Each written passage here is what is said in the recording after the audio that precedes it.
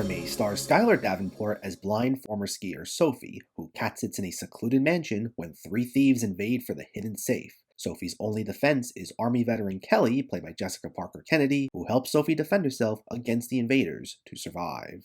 This is directed by Randall Okita in his second feature film, and it premiered at Tribeca Film Festival last June before getting a VOD release this weekend. It's a film that I gotta admit on paper does seem a tad gimmicky. It's a home invasion thriller that for some might give off similar vibes to the horror movie Hush from a few years ago, which also featured a home invasion, but with the central character there being deaf and mute instead of blind like we get here. And it's not exactly a huge character-driven film. I'd say for the most part, it's pretty simplistic in its execution. It gets to the point pretty quickly, and almost all the tension revolves around this one central conflict and not much else. But that in and of itself is not always necessarily a bad thing. There have been plenty of films where things aren't all that layered and they manage to still be a blast, because it's all about the tone that's set. And the tone we have here is one that conveys fun. While its story is pretty dark, there's also this underlying awareness that it knows what kind of movie it is, and tries to play it up as much as possible. Obviously, no one expects much from a blind girl, which is a line flat out said by Sophie at one point in the film, so there are plenty of sequences where one of these home invaders underestimates her, and with the help of Kelly, she manages to get the upper hand on them, and characters will react in shock or awe or straight up bewilderment. And even though I think it could have gone just a step further in just how over the top it really could have been, we get enough of these scenarios that it made this a nice easy watch for me. What especially helped too is a pretty solid lead performance from Skyler Davenport, who himself is legally blind in real life, and who plays up the part with a mix of bitterness and a little bit of badassery thrown in there that it plays nicely into the gimmicky nature of the movie.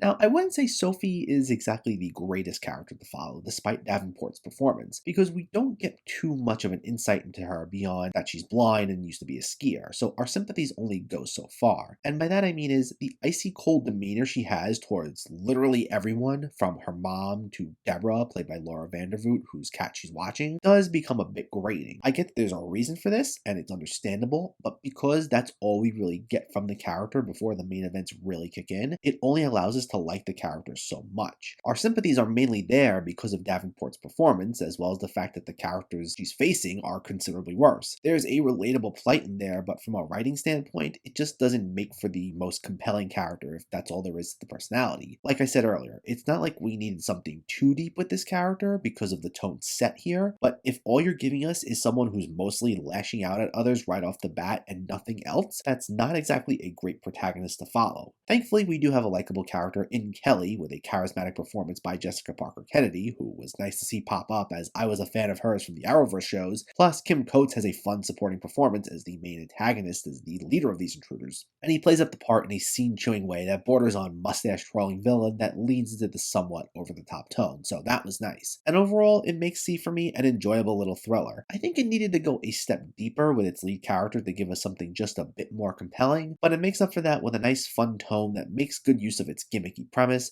plus with some solid performances, especially by Skyler Davenport. It makes this one not a bad time. See For Me gets a 6.5 out of 10.